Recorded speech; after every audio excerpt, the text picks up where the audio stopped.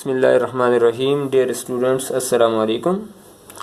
Beta, Noor school and college کی جانب سے آن لائن کلاسز کے سلسلے میں آج ہم 9th کا نیکسٹ چیپٹر اسٹارٹ کریں گے. چیپٹر اسٹارٹ کرنے سے پہلے آپ اپنی کاپی اور قلم اپنے ہاتھ میں لے لیں تاکہ جو مین پوائنٹس یا آپ کو ڈیٹس وغیرہ یا آبجیکٹیو آپ کو بتائے جائیں گے وہ اپنے پاس نوٹ کرتے رہیں اور بعد میں اپنی نیٹ کاپیز کے اوپر آپ لکھ لیں گے. تو آئیں بیٹا، بغیر وقت ضائع کیے ہم اپنے آج کے ٹاپک کی طرف چلتے ہیں. آج کا جو ہمارا چیپٹر ہے، سبق ہے، اس کا نام ہے حج اکبر. اب جب ہم سبق اسٹارٹ کریں گے تو حج اور اکبر کے بارے میں آپ کو بتا دیا جائے گا. ٹھیک ہے جی. حج یہ دین اسلام کے جو ارکان ہیں ان میں سے ایک اہم رکن ہے، اور اکبر آپ کو پتہ ہے بڑے کو کہتے ہیں. ٹھیک ہے جی. جیسے ہم کہتے ہیں اللہ اکبر، اللہ سب سے بڑا ہے. تو اس افسانے کے اندر بھی جو ہمارے رائٹر ہیں، افسانہ نگار ہیں منشی پریم چند صاحب، وہ ہمیں یہی بتائیں گے کہ حج اکبر کون سا ہے. اب ہمارے ذہن میں ایک سوال اور پیدا ہو جائے گا کہ بھئی جو افسانہ نگار ہیں وہ تو منشی پریم چند صاحب ہیں اور یہ تو نان مسلم ہیں. تو بھئی افسانہ نگار، ادیب یا رائٹر جو ہے، یہ اس کی خاصیت ہوتی ہے کہ وہ معاشرے کے اندر پھیلی ہوئی برائیوں کو بھی اپنے قلم کے ذریعے اتنا خوبصورت کر کے پیش کر دیتا ہے کہ وہ برائی بھی ایسے انداز میں سامنے آ جاتی ہے کہ وہ اچھائی میں تبدیل ہو جاتی ہے. تو منشی پریم چند صاحب کا بھی یہی خاصہ ہے. ان کے حالات زندگی میں ہم آپ کو بتائیں گے کہ منشی پریم چند صاحب کیسے رائٹر ہیں. تو آئیں اب ہم ابتدا کی طرف چلے جاتے ہیں کہ آج کا جو ہمارا مصنف ہے وہ ہیں منشی پریم چند صاحب. ان کے بارے میں ہم بات کریں گے. منشی پریم چند صاحب جو ہیں یہ بنارس کے قریب ایک علاقہ ہے، وہاں پر پیدا ہوئے. کب پیدا ہوئے؟ تو منشی پریم چند صاحب 31 جولائی 1880 کو پیدا ہوئے. 31 جولائی 1880 کو. یہ آبجیکٹیو ہے، یہ نوٹ کر لیں. ٹھیک ہے جی. اور اس کے ساتھ منشی پریم چند صاحب کی وفات کب ہوئی؟ تو 1936 کے اندر. 1936 کے اندر وفات ہوئی. یہاں آپ کے ذہن میں ایک بات اور ڈال دیتا ہوں کہ انجمن ترقی پسند مصنفین، یہ ایک انجمن بنی تھی. کون سی انجمن ترقی پسند مصنفین؟ یہ لکھ لیں.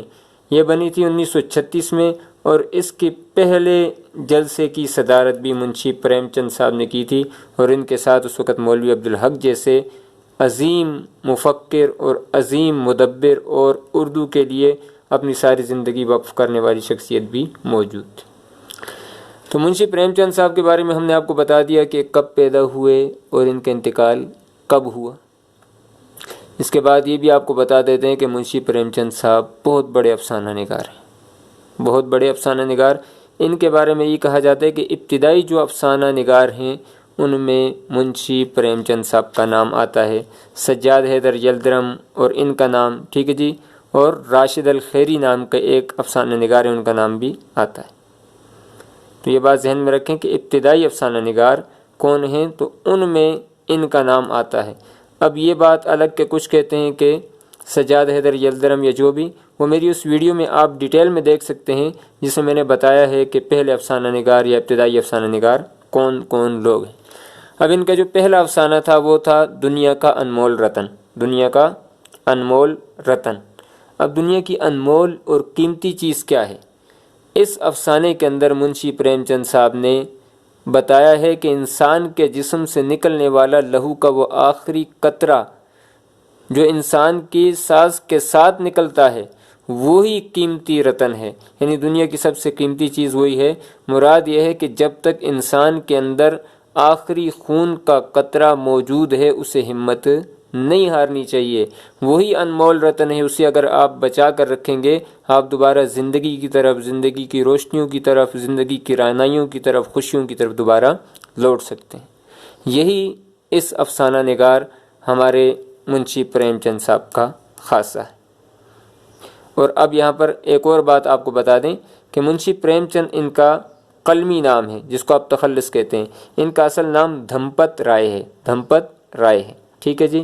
اور اس کے ساتھ ان کے والدین کی طرف اگر ہم آ جاتے ہیں تو والدین میں ان کی والدہ کا نام ہے آنندی دیوی. آنندی دیوی. اور والد کا نام ہے عجائب لال. والد کا نام کیا ہے جی؟ عجائب لال ان کے والد کا نام ہے. اب جو اصل بات ہے، اہم بات ہے، اس کی طرف آ جاتے ہیں. یہ افسانہ نگار بھی ہیں، ناول نگار بھی ہیں. افسانہ نگار بھی اور नावल निगार भी। तो मुंशी प्रेमचंद साहब ने 14 अफसानों के मजमूए लिखे हैं, 14 अफसानों के मजमूए लिखे हैं जिनमें इनके अफसाने हैं, और 13 नावल लिखे हैं, 13 नावल लिखे हैं। नावल और अफसाने पर हमारी वीडियो आ चुकी है, उसको आप पहले देख चुके हैं, अगर नहीं देख चुके तो आप उसको देख सकते हैं। इसमें नावल की तारीफ़ भी की गई है, अफसाने की तारीफ़ भी की गई है। अब आ जाते हैं मुंशी प्रेमचंद। नाम तो धम्पत राय है, अब इन्हें मुंशी प्रेमचंद क्यों कहते हैं? तो मुंशी प्रेमचंद इस वजह से कहते हैं कि इनका कलमी नाम है। शुरू में ये नवाब राय के कलमी नाम से लिखते थे, नवाब राय, और बाद में इन्होंने अपना तखल्लुस चेंज कर दिया और प्रेमचंद के नाम से लिखना शुरू हो गए। अब प्रेमचंद के नाम से लिखना शुरू हो गए, वजह क्या है? नवाब राय बुरा नाम था? नहीं। फिर आपके जहन में ये ख्याल आएगा कि फिर अपना कलमी नाम या तखल्लुस चेंज क्यों किया? ये सवाल जहन में आना भी चाहिए। तो इसका जवाब हम आपको दे देते हैं, चलें आप ज़्यादा टेंस ना हो।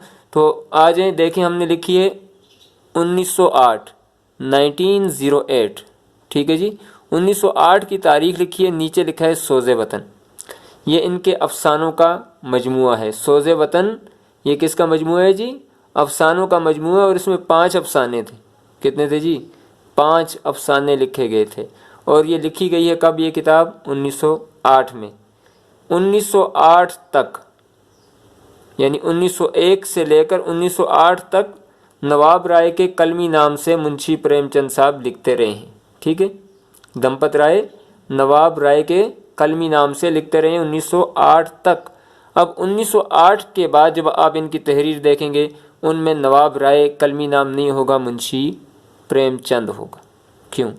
तो जब 1908 में सोज़े वतन लिखी, सोज़े वतन के अंदर अपने वतन से मोहब्बत, हुब्बुल वतनी और अपने वतन के लिए कुर्बानी देना, अपने वतन से मोहब्बत और ईसार का जज्बा पैदा करना, इनके सोज़े वतन जो अफसानों का मजमुआ था, इसमें यही बातें थी। जब ये बातें, उस वक़्त आपको पता है कि हम पर ब्रिटिश गवर्नमेंट हुकूमत करती थी, ठीक है। 1857 की जंग आज़ादी के बाद मुकम्मल तौर पर हम पर अंग्रेज़ हुक्मरानी कर रहे थे। तो जब वो हम पर हुक्मरानी कर रहे थे, तो उनकी हुकूमत के अंदर कोई शख्स कैसे उनके ख़िलाफ़ लिख सकता है? हिंदुस्तानी होते हुए हिंदुस्तान से मोहब्बत का जज्बा कैसे सामने ला सकता है? जब अंग्रेज़ को सोज़े वतन के बारे में पता चला कि भाई ये जो नवाब राय है, इसने सोज़े वतन लिखी है, तो अंग्रेज़ ने इनके घर पर छापा मारा और इनके ये जो नुस्खा है सोज़े वतन, इसको भी जला दिया, इसके अंदर अफसानों को भी जला दिया और इन पर बैन लगा दिया, पाबंदी लगा दी कि आप नहीं लिखेंगे। तो मुंशी प्रेमचंद साहब जो हैं वो नवाब राय से प्रेमचंद हो गए। क्या हो गए जी? नवाब राय से प्रेमचंद हो गए। ये सवाल आ सकता है कि भाई नवाब राय की बजाय प्रेमचंद क्यों कलमी नाम हुआ? तो आप बाकायदा डिटेल में बताएंगे कि सोज़े वतन लिखा 1908 में। 1908 में जब सोज़े वतन लिखा, तो उसके बाद से इन पर पाबंदी लगी हुकूमत की जानिब से, हुकूमत बरतानिया की जानिब से। तो इसलिए इन्हें अपना असल नाम जो है वो छोड़कर दोबारा कलमी नाम तब्दील करना पड़ा। नवाब राय की जगह पर प्रेमचंद के नाम से लिखना शुरू कर दिया। अब ये तो हो गई मुंशी प्रेमचंद साहब के बारे में या धम्पत राय साहब के बारे में इब्तिदाई मालूमात। तो आए अब हम अपने मुसन्निफ़ को देखते हैं कि वो किस अंदाज में हमें समझाने की कोशिश कर रहे हैं और उन्होंने कितनी मालूमात हमें अपनी किताब के अंदर या अपनी अंदाज के अंदर देने की कोशिश की है। तो आए अब अपनी किताब की तरफ चलते हैं। मुंशी प्रेमचंद, ठीक है, आपके सामने नाम मौजूद है और नीचे डेट ऑफ बर्थ भी लिखी हुई है, 31 जुलाई 1880, 31 जुलाई 1880, ठीक है। और उसके बाद उनकी तारीख़ वफ़ात भी लिखी है और तारीख़ वफ़ात लिखी हुई है 1936। ये दोनों बातें ऑब्जेक्टिव हैं बेटा, साथ साथ आप इसको नकल करते रहेंगे। अब आ जाते हैं सबक की तरफ। और मुंशी प्रेमचंद साहब को कलम का सिपाही भी कहा जाता है। क्या कहा जाता है जी? कलम का सिपाही। और मुंशी प्रेमचंद साहब का एक और मशहूर मकूला भी है, और वो ये कहा करते थे कि मैं एक मज़दूर हूँ, मैं जब तक लिख ना लूँ मुझ पर रोटी खाना हलाल नहीं है। तो ये मुंशी प्रेमचंद साहब के मशहूर मकूले हैं। तो आ जाते हैं, असल नाम धम्पत राय था। اصل نام کیا تھا؟ دھمپت رائے، یہ بھی آبجیکٹو ہو گیا، اس کو انڈر لائن کرتے جائیں۔ پہلے نواب رائے کے کلمی نام سے لکھتے تھے، وہ میں نے آپ کو بتا دیا کیوں۔ بعد میں پریم چند اختیار کیا۔ کیوں کیا؟ 1908 میں جب سوز وطن لکھی تو انگریز نے بین لگا دیا، پابندی لگا دی، تو اس کے بعد انہوں نے کلمی نام پریم چند اختیار کر لیا۔ وہ ضلع بنارس کے ایک گاؤں میں پیدا ہوئے، ضلع بنارس کے ایک گاؤں میں پیدا ہوئے۔ ان کے والد کا نام منشی عجائب لال تھا، ان کے والد کا نام منشی عجائب لال تھا، اور والدہ کا نام میں نے آپ کو بتا دیا کہ والدہ کا نام آنندی دیوی ہے، آنندی دیوی ہے، بک والے نے نہیں لکھا۔ تو آ جاتے ہیں پھر دوبارہ اپنے سبق کی طرف۔ عجائب لال تھا جو ڈاک خانے میں معمولی، معمولی کہتے ہیں عام سے، ٹھیک ہے جی، عام سے کلرک تھے۔ ایک مولوی صاحب سے اردو اور فارسی پڑھی۔ منشی پریم چند صاحب نے جی وہی سوال جو آپ کے ذہن میں آیا حج اکبر والا کہ بھئی نان مسلم ہیں تو حج اکبر کیوں لکھا، ٹھیک ہے، اپنے کسی مذہبی تہوار کا نام لکھتے، تو مولوی صاحب سے اردو اور فارسی پڑھی۔ میٹرک بنارس سے کیا، تعلیم سے فارغ ہوئے، فارغ تکمیل، ٹھیک ہے، مکمل ہونے کے بعد تو معلمی کا پیشہ، معلمی کہتے ہیں استاد، ٹیچنگ کا پیشہ اختیار کیا۔ پرائیویٹ طور پر بی اے کا امتحان پاس کیا، الہ آباد کی کالج سے انہوں نے، یونیورسٹی سے بی اے کیا ہے، ٹھیک ہے جی۔ ترقی کرتے ہوئے ڈپٹی انسپیکٹر مدارس بن گئے، یعنی انسپیکشن والے بن گئے، اب اسکولوں پر چھاپے ماریں گے۔ چلیں آگے چلتے ہیں۔ اردو افسانہ نگاری اور ناول نگاری میں انہیں بہت شہرت حاصل ہے۔ میں نے آپ سے کہا کہ 14 افسانوں کے مجموعے اور 13 ناول ان کے آ چکے ہیں، تو شہرت تو لازمی بات ہی ہوگی، شہرت مشہوری کو کہتے ہیں، ٹھیک ہے۔ وہ اردو کے اہم افسانہ نگار ہیں، ان کو فنی اعتبار سے، فن کے اعتبار سے اس میدان میں بلند مقام حاصل ہے، مقام، مرتبہ، یعنی ناول نگاری میں اور افسانہ نگاری میں نے آپ سے کہا کہ ابتدائی ناول نگار اور افسانہ نگاروں میں ان کے نام آتے ہیں۔ ناول نگار تو پہلے آپ کے مولوی نذیر احمد صاحب ہیں، ٹھیک ہے، یہ بھی آبجیکٹو آ سکتا ہے تو اس کو بھی آپ لکھ سکتے ہیں۔ اور منشی پریم چند صاحب جو ہیں پہلے افسانہ نگاروں میں ان کا شمار ہوتا ہے۔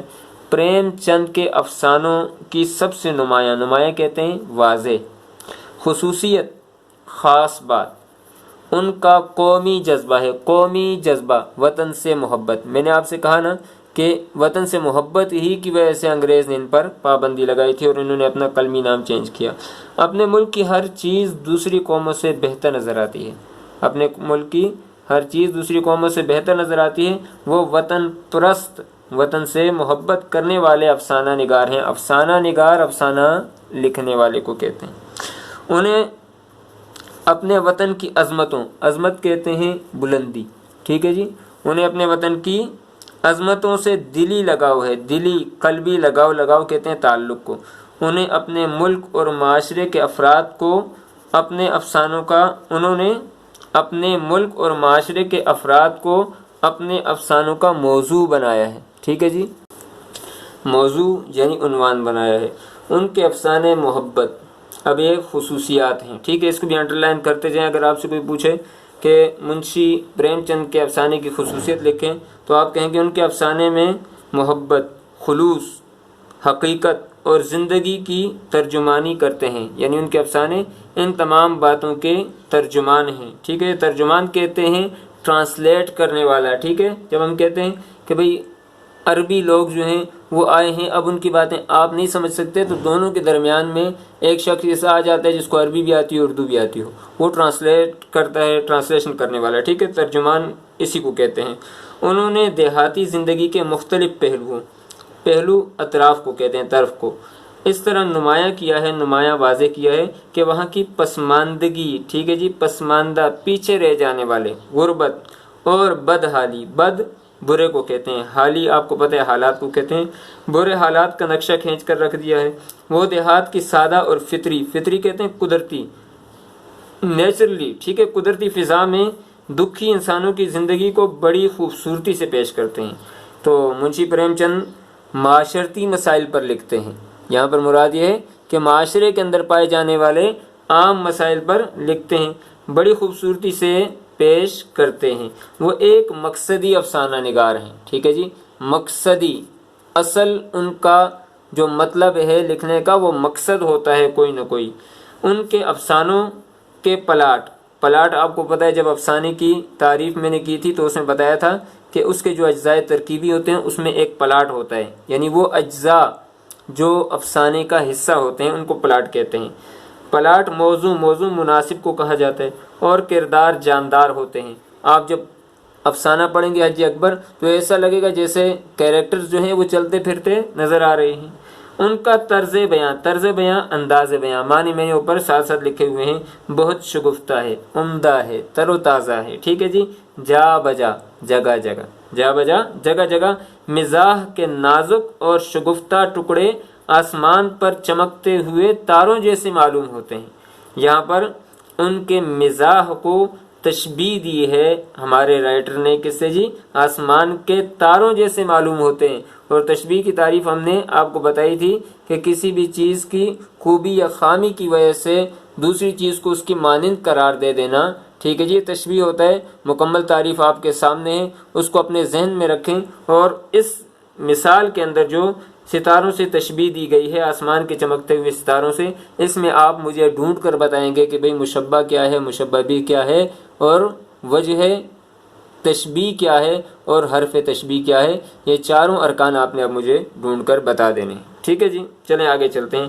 ہاں، تاروں جیسے معلوم ہوتے ہیں، ان کے کردار اسی ماحول کی پیداوار ہیں، یعنی اسی ماحول سے رہتے ہیں، وہ باہر کی چیزیں لا کر نہیں ڈالتے ہیں، جس میں وہ زندگی کے شب و روز کہا جاتا ہے، لیکن عام طور پر شب و روز پڑھتے ہیں۔ فارسی میں شب و روز لفظ ہے، ٹھیک ہے جی۔ شب رات کو کہتے ہیں، روز دن کو کہتے ہیں، ٹھیک ہے جی۔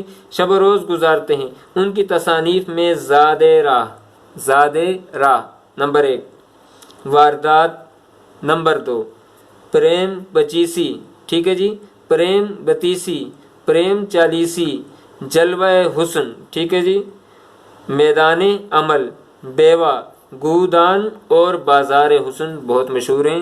ان بکس کو بھی آپ یاد رکھیں گے، کیونکہ کسی بھی بک کا نام لکھ کر اس کے بعد آپ سے پوچھ لیا جا سکتا ہے کہ بھئی یہ کس کی تصنیف ہے، یا منشی پریم چند کی 3 تصانیف کے نام آپ لکھیں تو آپ پھر ان کو نام آپ نے ذہن کے اندر رکھ لینے ہیں۔ تو بیٹا آئیں اب ہم دوبارہ اپنے خلاصے کی طرف چلے جاتے ہیں کہ اس سبق کے اندر ہمیں کون کون سے اہم مقامات یا اجزاء ہیں جن کو دوبارہ ذہن میں رکھنا چاہیے۔ تو آئیں اب ہم دوبارہ اپنے ان اجزاء کی طرف چلے جاتے ہیں۔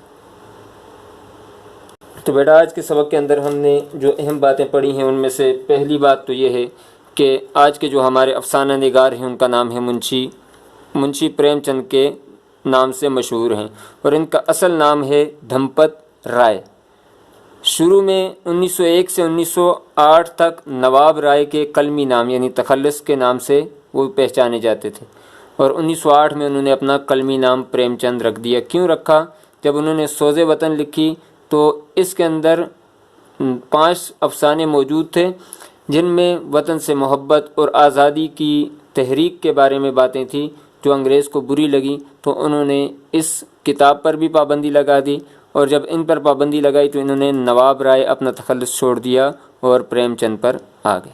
اب اس کے بعد آ جاتے ہیں پیدائش 31 جولائی 1880، وفات 1936۔ پھر اس کے بعد والدہ کا نام آنندی دیوی، والد کا نام عجائب لال۔ ان کے افسانوں کے 14 مجموعے آ چکے ہیں منظر عام پر، اور ناول جو ہیں ان کے 13 آ چکے ہیں۔ ان کا پہلا جو افسانہ ہے وہ دنیا کا انمول رتن ہے، اور میں نے آپ کو بتایا کہ انمول رتن سے مراد یہاں پر انہوں نے خون کا آخری قطرہ لیا ہے۔ ہمارا جو سبق ہے اس کا نام ہے حج اکبر۔ صنف ادب کے اعتبار سے یہ افسانہ ہے، اور ماخذ کہاں سے لیا گیا ہے تو یہ پریم بتیسی دوم سے لیا گیا ہے۔ یہ ان کے افسانوں کا جو دوسرا مجموعہ ہے، پریم بتیسی اول کے بعد جو دوم آیا ہے اس مجموعے سے یہ لیا گیا ہے۔ اب ہم انشاءاللہ نیکسٹ جو ہے وہ افسانہ شروع کر لیں گے ان کا، اور آج کا جو آپ کا ہوم ورک ہے وہ وہی ہے جو میں نے سبق کے دوران آپ کو دیا ہے کہ مصنف نے کس چیز سے تشبیہ دی ہے ان کی تحریر کو، اور اس تشبیہ کے اندر جو ارکان تشبیہ کے 4 وہ آپ نے ڈھونڈ کر لکھنے ہیں کہ اس میں مشبہ کیا ہے، مشبہ بھی کیا ہے، اور باقی جو حرف تشبیہ کیا ہے اور غرض تشبیہ یا وجہ تشبیہ اس کے اندر کیا ہے، یہ ساری باتیں ڈھونڈ کر آپ نے لکھ لینی ہے اور اس کے بعد مجھے سینڈ کر دینی ہے۔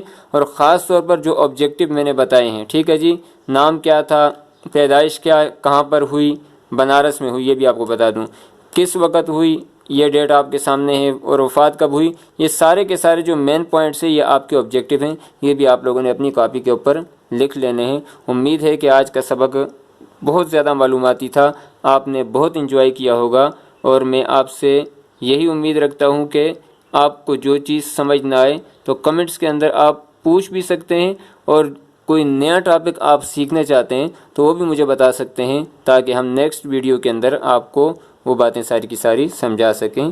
اوکے، خوش رہیں، السلام علیکم۔